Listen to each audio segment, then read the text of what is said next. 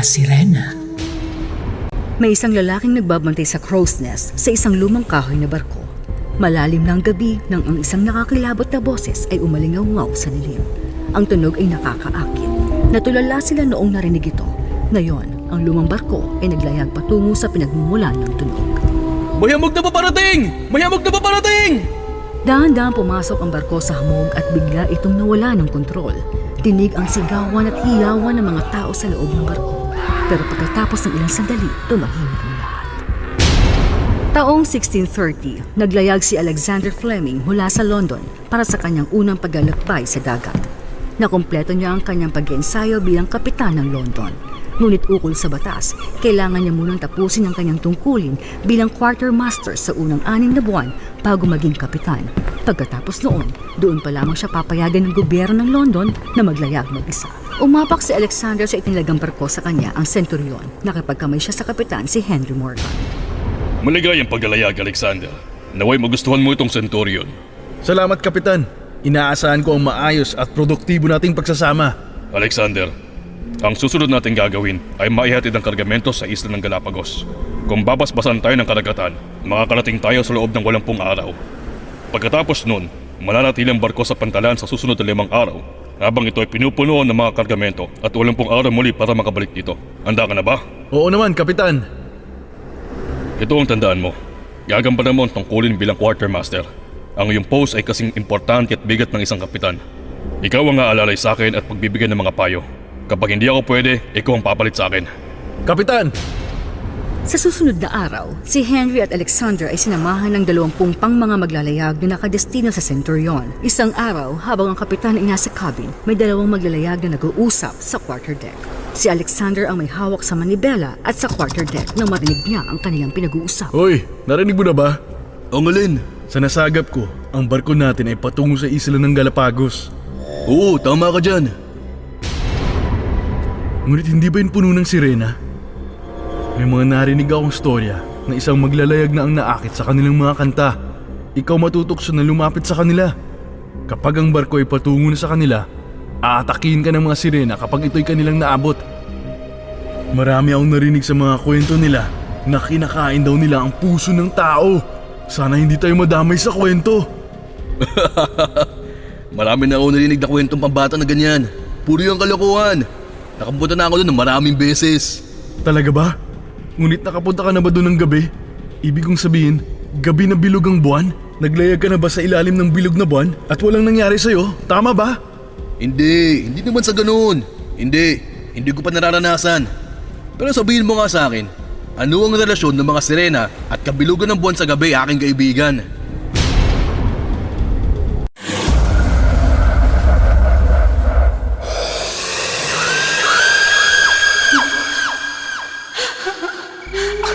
Ang mga sirena.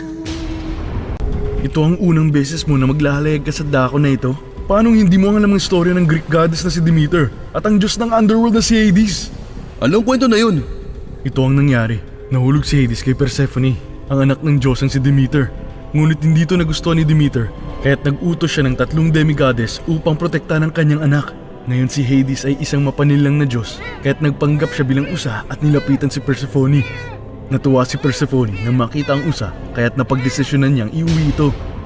Nang si Persephone ay mag-isa sa kaharian kasamang usa, bumalik si Hades sa kanyang tunay na anyo at inabuso niya ito.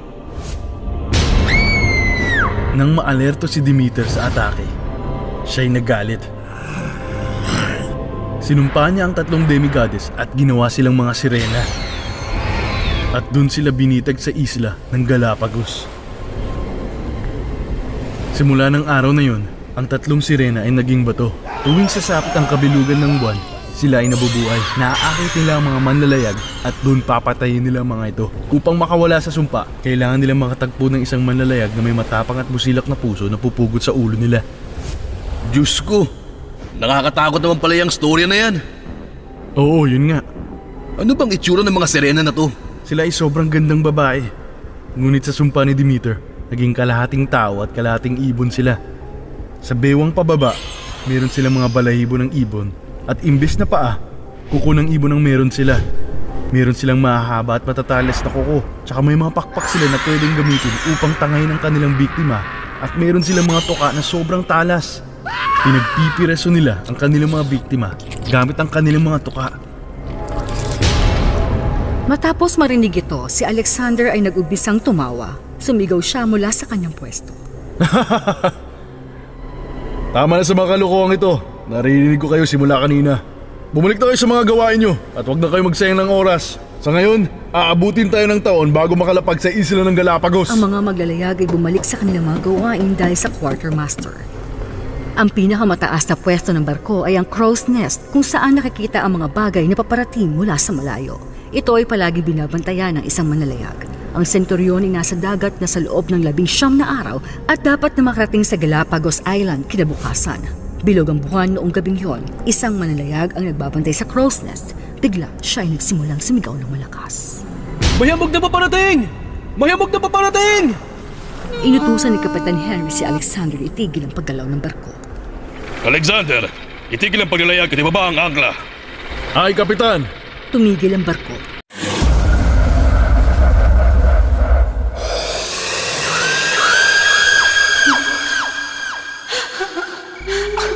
Ang mga sirena. Matapos lahat ng manlalayag ay nakarinig ng magandang kanta. Nung una, sila ay natakot. Pero sa ilang sandali, si Kapitan Henry at ang 20 manlalayag ay nahumaling sa boses. Lahat bukod kay Alexander. Hindi niya maunawaan ang nangyayari sa paligid niya. Nagbigay ulit ng utos ang kapitan. Itaas ang angkla at ituloy ang paglalayag. Alexander, maglayag na tayo. Sundan mo ang boses. Anong sinasabi mo, Kapitan? Tumingin na masama si Henry kay Alexander. Nagsimula na siyang sigawan. Sundin mo na lang ang utos, Alexander. O baka naman gusto mong mawala ng posisyon dito, ngayon. Si Alexander ay hindi na nakapagtalo. Sinunod niya ang utos ng kanyang kapitan at pinatnubayan ng senturyon patungo sa makapal na hamog. Ilang minuto lamang, nabangga ang barko at nagsimulang lumubog. Huminto na ang pagkanta. May kakaibang sigaw na lumabas mula sa langit sa itaas.